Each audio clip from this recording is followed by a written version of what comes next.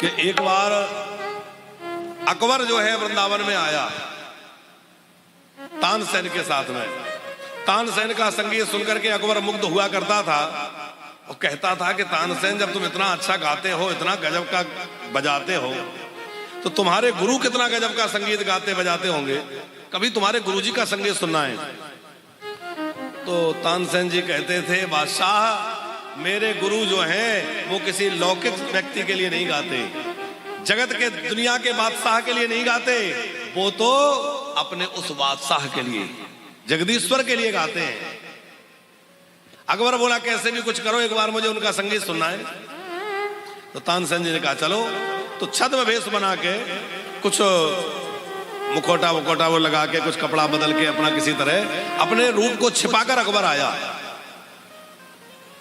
और झाड़ियों में छुप गया। तानसेन गए अपने गुरुजी के पास, स्वामी श्री हरिदास जी को दंडवत कर प्रणाम किया, गुरुदेव के चरणों में वंदन करके विराज गए और गुरुजी को कुछ सुनाने लगे।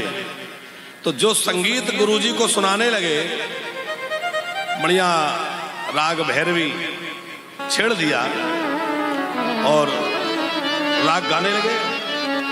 तो राग गा रहे थे, जानबूझकर तानसेन ने उस संगीत में कुछ त्रुटि कर दी, राग में स्वर कुछ इधर उधर हो गया।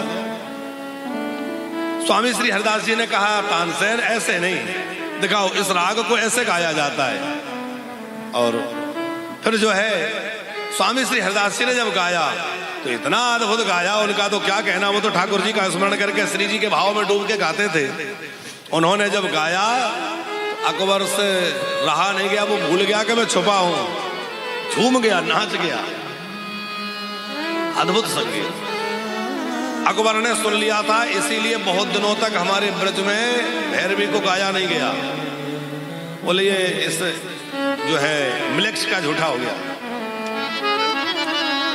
तो फिर बाद में परंपरा बनी और फिर उसको गाया जाने लगा। तो स्वामी श्री हरिदास जी तो बड़े दिव्य महापुरुष जान गए। कहा अकबर, बादशाह निकला, क्या छुप के चोरी से सुन रहा है, जरा। वो सामने आया, बड़ी सराहना करने लगा, आपका संगीत सुनकर आज मैं अद्भुत धन्य हो गया, अद्भुत है आपका संगीत, धन्य हो गया। बार बार बोला कि मुझे कुछ सेवा का मौका दीजिए, मैं आपकी कुछ सेवा करना चाहता हूं।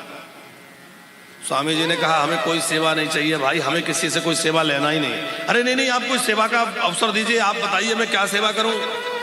स्वामी जी समझ गए बीमारी दूसरी है, इसको अहंकार है कि मैं बहुत बड़ा बादशाह हूं, कुछ दे दूंगा इनको, ये तो फकीर है, इनके पास क्या है।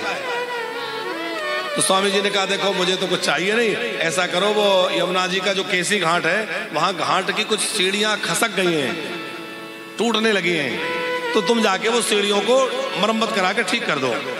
बादशाह को लगा चलो ये बढ़िया है, सेवा मिल गई, ये कितना सा काम है, मैं बनवा दूंगा।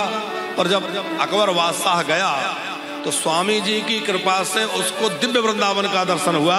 और उसने क्या देखा, वहां उसने देखा कि ऐसी बहुमूल्य मणियों से वह घाट बड़ा हुआ है, जड़ा हुआ है कि अकबर को लगा मैं अपनी सारी सल्तनत भी बेच दूं तो यहाँ कहीं एक मणि नहीं खरीद सकता, ऐसी बहुमूल्य अद्भुत मणियों से वह घाट बना हुआ है, अद्भुत विलक्षण मणियों से जड़ा हुआ है। तब अकबर को वह दिव्य वृंदावन का दर्शन हुआ, दिव्य यमुना जी का पुलिन, दिव्य घाट, दिव्य यमुना जी का दर्शन। तब उसको समझ में आया कि भैया बाहर से जैसा दिख रहा है वृंदावन वैसा नहीं है, ये तो बहुत विलक्षण है। हाथ जोड़ के स्वामी जी के चरणों में आके गिर गया और कहा कि मेरे को क्षमा कर दीजिए, मैं कुछ नहीं कर सकता, मेरा कोई सामर्थ्य नहीं है, भाग गया।